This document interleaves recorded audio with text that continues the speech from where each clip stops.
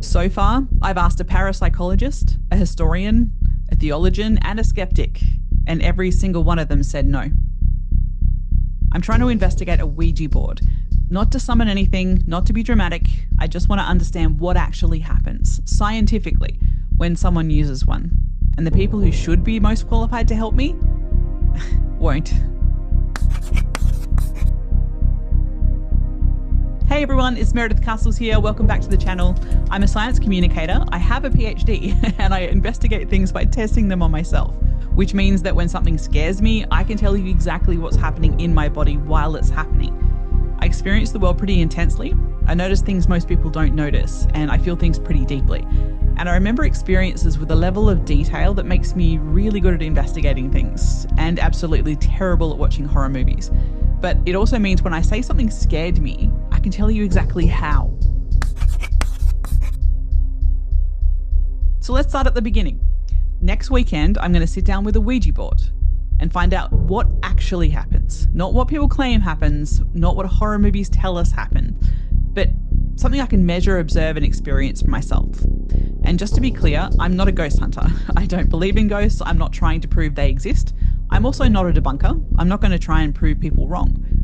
I'm a scientist who just goes, hey, that's weird, and then investigates that.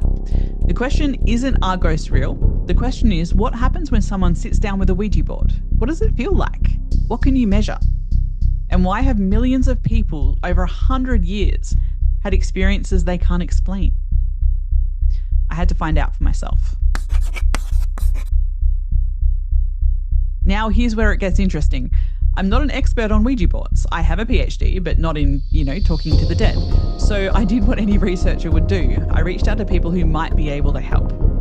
I contacted a parapsychologist, someone whose entire field is a scientific study of phenomena like this.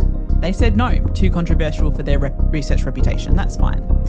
I contacted a historian, someone who studies cultural and religious context of spiritualism and seances. They wouldn't touch it. I contacted a theologian. I thought, well, surely someone who studies religious belief would be interested in why people believe a board game can contact the dead. They were uncomfortable with the implications to begin with. And then, this is the one that really got me. I contacted a skeptic I knew. Someone who doesn't even believe in any of this. Someone whose whole thing is this is crazy nonsense and it's the ideomotor effect, case closed. They also said no. Which raised a question I wasn't expecting to investigate. Why are academics and experts, people whose entire career are built on evidence and inquiry, so afraid of a board game manufactured by Hasbro? I didn't plan to investigate the experts. I planned to investigate the board. But now I'm investigating both, because their fear has become part of the data. What do they know, or what are they afraid they might find out?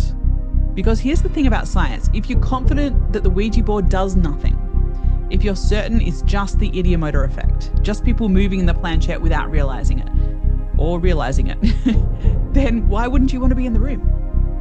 Why wouldn't you want to demonstrate that? Why wouldn't you want to be involved in explaining what is actually happening? Unless, somewhere, you're not entirely sure.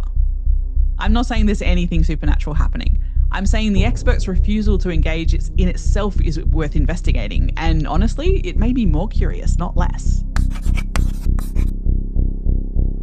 Still, I'm doing it. Next weekend, alone if I have to. Well, not completely alone. I have my two fluffy research assistants with me. Max will probably snore through the whole thing. Molly will probably roll upside down and try and lick the planchette. They're not helpful, but they're here. And I'll be there with a heart rate monitor, a notebook, an iPad, and a question I can't stop thinking about. What actually happens? I don't know yet. I might find nothing. I might find something I can't explain. I might spend an hour in a dark room talking to a piece of cardboard and feeling like an idiot. All of those are possible. All of them are fine. Totally okay, because the process is the content.